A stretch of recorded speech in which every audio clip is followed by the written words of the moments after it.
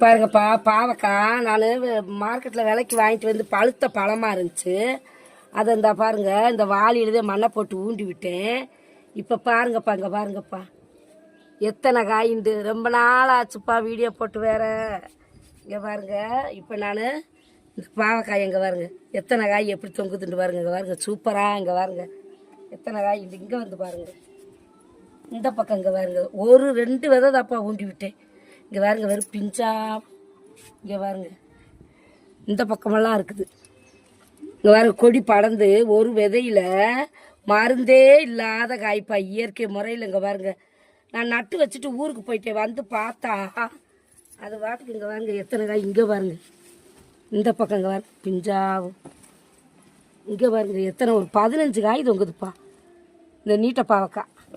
சூப்பராக. இந்த பாருங்க ஒரு வாளியில் இங்கே பாருங்க இன்னும் எத்தனை இருக்கோ தெரியல. இது வந்து இப்போ பார்த்ததில் இருக்குது 2 இதில் மஞ்சள் இட்டு வச்சுருக்கேன்.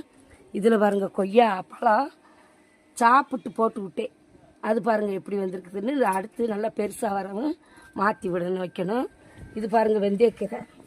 இந்த வெயிலுக்கு நல்லா வெந்தயக்கீரை நல்லா கடைச்சி சாப்பிட்டுக்கலான்னு போட்டு வச்சுருக்கேன்.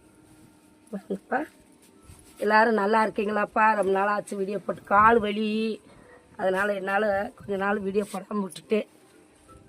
பாருங்கப்பா, நாங்கள் பார்ப்பதை இதுக்கு மேலே விட்டால் முத்தி போயிடும். எல்லாத்தையும் இப்போ கட் பண்ணிடலாம். அங்கே பாருங்க ஒரு காய் ஒன்று எவ்வளோ பறிச்சுண்டு. இது பாவக்காயெல்லாம் எனக்கு ரொம்ப பிடிக்கும்ப்பா. நல்லா பாவக்காய் வறுவல் பண்ணி சாப்பிட்லாம், குழம்பு வச்சு நல்லா 2 நாளைக்கு சாப்பிட்லாம். பாருங்க எத்தனைண்டு. இதெல்லாம் கொஞ்சம் பெருசாகட்டும், இல்லாட்டா இதையும் கூட கட் பண்ணிடலாம். பாருங்க பார்த்து கட் பண்ணணும். பாருங்கப்பா, விளாட்டா கிழதிக்கு போடாமல் அந்த விதையை நான் ஊண்டி விட்டு இப்போ பாருங்க. இங்கே பாருங்க 1 கிலோ காய் இருக்கும்.